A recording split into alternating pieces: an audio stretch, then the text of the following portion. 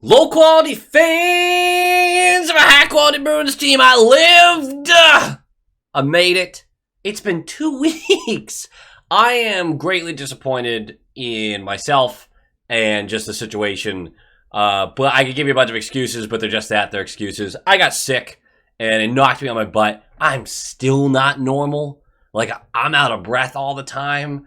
It doesn't matter. It doesn't matter. We're here. We're going to make it happen.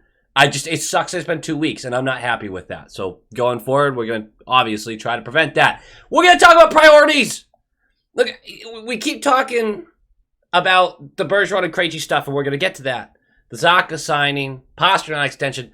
I'm going to give you a list of the priorities of what needs to get done first, all the things that need to get done for sure this offseason. And the reason I want to do this breakdown isn't because I want to just repeat what everyone's saying, right? Because these conversations are happening a lot. But I feel like people are starting to go so stir crazy with these conversations that they're going down tunnels that are not necessary. Not necessary. This is a simpler offseason than people are giving it credit for. It's just a challenging one. But the plan isn't complicated. We're going to talk about it. Before we get too deep into it, I gotta say something though. Vampire Diaries Legacies might be the worst piece of television I've ever had the misfortune of walking into the room while it was on. That show is an abomination.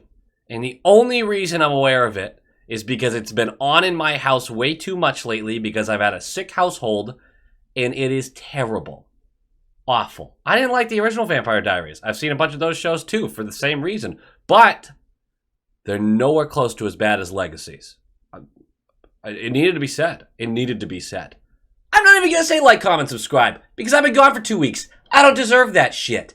Number one on the priority list, not the most important thing that has to get done, but the most pressing matter currently. Pavel Zacha needs to have an extension, I'm guessing 2 years, for no more than $3.5 million a year. This needs to be a bridge deal, done, finito, over. Because if you believe that the Bergeron and Krejci deals are basically done, and we're just waiting for enough cap room to get cleared so we're not trading away from a complete point of weakness where teams can just go, hey, look at that. You guys don't have any cap room. We don't have to give anything up for this guy because you have to give him away. We don't want to do that. So if you believe the Bergeron and Krejci stuff is done, which we're going to get there, Zacha's date of August 11th for an arbitration meeting is concerning. Because on the 11th, that meeting could result in them focusing too much on the 2020-2021 season in which Zacha had 35 points in 50 games. That is a nice little total. You don't want them to put too much focus on that. If you get a committee that decides to side too closely to those high numbers and not enough with this most recent season where he's kind of struggled a little bit, all of a sudden, instead of a $3.5 million payday for the kid, he's looking upwards of 4.5, maybe 5 if they're feeling really generous. It's not super likely, but it's too risky to offer that kind of meeting. He comes in at number one because he has an actual date that has to get met before August 11th, because he can be fit under the cap, so we're not going over the cap with this move. And we traded something to get him. We basically traded Howla for a younger Howla. A bigger Howla, but a younger Howla. We're not sure if Zacha's going to be a true top 6 guy. The Devils certainly didn't think so. But it's a guy we gave up assets for, an asset that was useful to us last year. This deal has to get done first. Number 2 on the list is we need to move Mike Riley and Derek Forbort. I know, the grudge. I know everyone thinks I just have the grudge. Look, here's what it comes down to. We signed Zacha to the 3.5. That's my guess, right? We now have $500,000 in cap space. Those two assets right there, although risky because now you do have a full left side when healthy, but we're not healthy, and you don't have a lot of extras. You start going down that line, we're going to get there talking about a couple guys. It's a risky move, but that's $6 million right there. And that money is going to be needed. Mike Riley although maybe not the most spectacular season we were hoping from him, he can still be moved for likely a later round pick. We're talking a 4th or 5th rounder, probably not the 3rd round that you would hope to recuperate from moving him. Derek Forbort, because of his big size and he can eat some minutes, great on the penalty kill, you certainly wouldn't have to give anything up to move him. The $3 million is still a bit much, but I don't think teams are going to look at another defenseman, and defensemen are very difficult to get at this moment. I don't think they're going to be upset about bringing him in. If you have to give up assets to get rid of Derek Forbort in this market, I'd be pretty surprised. You have to move both those guys before Krejci and Bergeron sign, before you do really anything else. You need to show everyone that, okay, we pushed them out, we have cap space. Neither of those guys should need assets added to them to move, even with the teams knowing currently where we are cap-wise and who we're trying to sign. Number 3, you strap a 3rd to Foligno, give him a salute, and send him on his way. It's just 1 year. I get it. A 3rd's as high as I'm willing to pay to remove him, by the way. If you can get it done for a 4th, I do it in a second. But again, that's $3.8 million. And this is going to come into play in a different way than just allowing space for Krejci and Bergeron. The way I see this is you need that extra bit of money because come trade deadline, if we think we can make a real run, you got to have at least a few million to take 50% of a contract. You need it. In another circumstance where you get to the trade deadline and you look pretty good, but for some reason there's a disgruntled superstar or a top 6 center on the trade block, you grab them. You'll need the space. You need a top 6 center so badly for the future, you'd be willing to do it at the deadline if you could be sure you can hold on to them for a little while. You need space to do it. Hugely important. Ton of money coming off the books next season, or next offseason, I should say, but you need some flexibility for this deadline. Yes, you're giving up assets to get rid of a bad contract in Foligno, and it's only 1 year. I get that.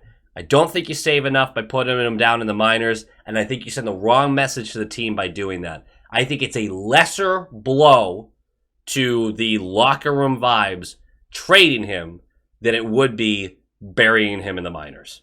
At number 4, we finally have Bergeron and Krejci. If you believe that these deals are basically done, which I kind of do, if you believe that, you can put it down this far on the list, because what these contracts should look like is $3.5 to $4 million average value. That's their cap hit this year for each of them. Yes, for each of them. Add in $2 to $3 million in performance bonuses that are easily met that will roll over to next year's cap. So we don't need to worry about that money right this second. We're going to talk about it in a minute, though. What that ends up being is the $6 million you saved on Riley and Forbort, the about $1 million you still had left after the Zacha deal, you're at 7, and then moving Foligno, you're at 10.8. You've just ate up another $7 million of that, so you're down to 3.8-ish, right? That's your deadline money. You brought in your 2 centers. This is a good situation to be in now. When those 4 moves get made, Zacha extended, Riley and Forbort sent out, Foligno sent out, and then Bergeron and Krejci signed, you have a good idea of what your team is, and it doesn't look that bad, albeit a little fragile to injury luck. At number 5, you have to sign Pastrnak to extension this offseason. You can't have it dangling all year if he's willing to sign. You can't allow that. I'm thinking maybe an 8x9x5, 8x9. What am I saying? $9.5 million, 8-year, basically a McAvoy contract. I am hoping that we get it that low because Pasternak's made it pretty evident it's not all about money, but he is a premier goal scorer in this league.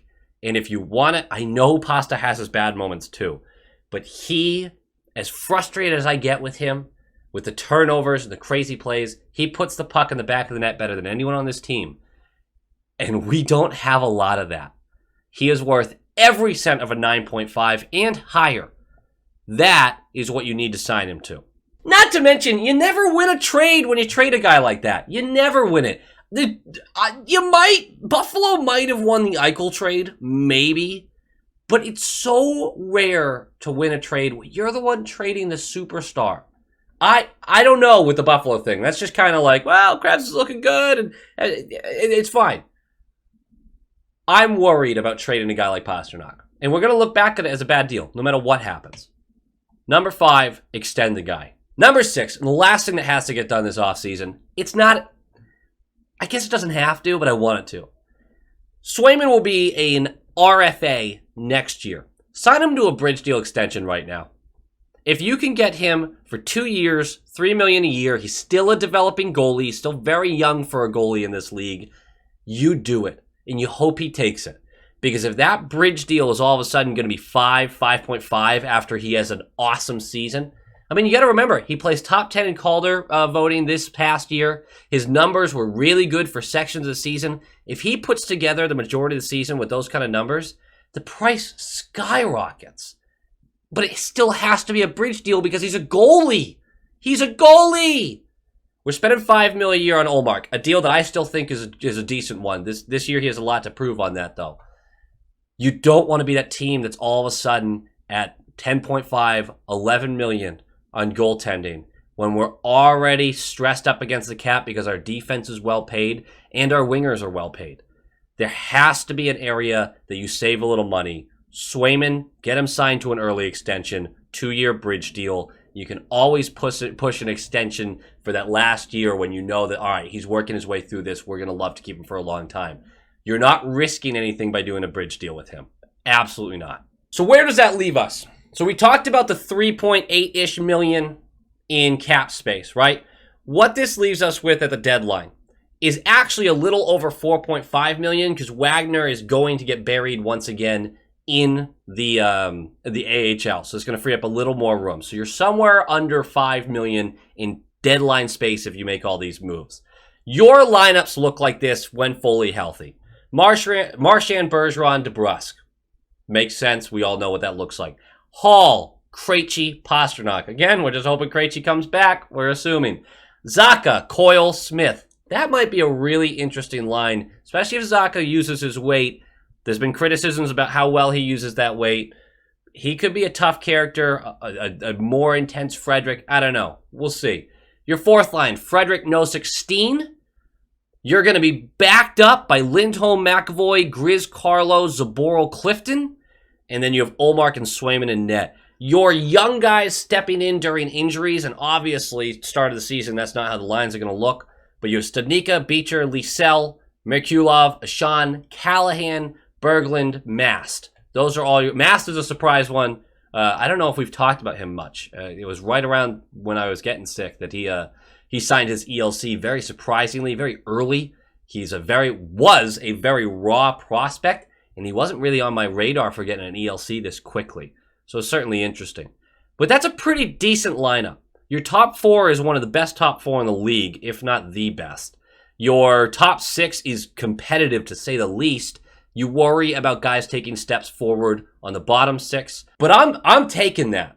I'm taking a healthy squad. That squad is a competitive squad. Is it an avalanche killer?